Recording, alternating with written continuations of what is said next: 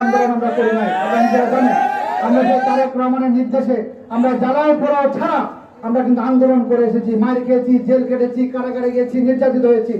আমরা তারই আমরা উত্তরসূরি সৈনিক। আমরা চাই শ্রমিক ভাইরা যারা আছে আপনার উশৃঙ্খল কোনো কিছু আমরা আগে করতে চাই না।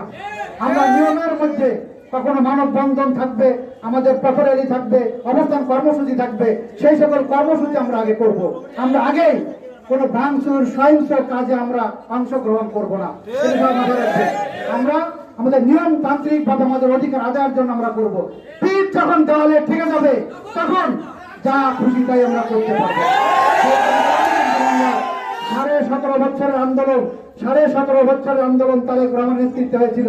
সেই আন্দোলন কিন্তু এই যে বৈষম্য আন্দোলন যে হয়েছে জুলাই মাসে, মানুষের পিঠ যখন দেওয়ালে ঠেকে গেছে তখন সবাই রুখে দাঁড়িয়েছে।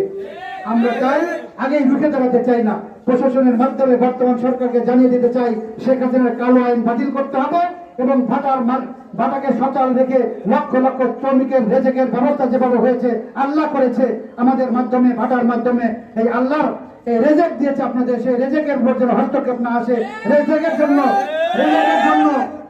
জন্য যেন আমার শ্রমিক যুদ্ধে না নামে, মাঠে না নামে, সেই দিকে নজর রেখে প্রশাসন কাজ করবে সেই প্রত্যাশা রেখে আমি আবারও সকল শ্রমিক ভাইদেরকে আমি ঐক্যবদ্ধ থাকার উদাত্ত আহ্বান জানিয়ে সবাইকে ধন্যবাদ জানিয়ে আমার কথা এখানে শেষ করছি। সবাইকে ধন্যবাদ। বাংলাদেশ জিন্দাবাদ। আসসালামু আলাইকুম।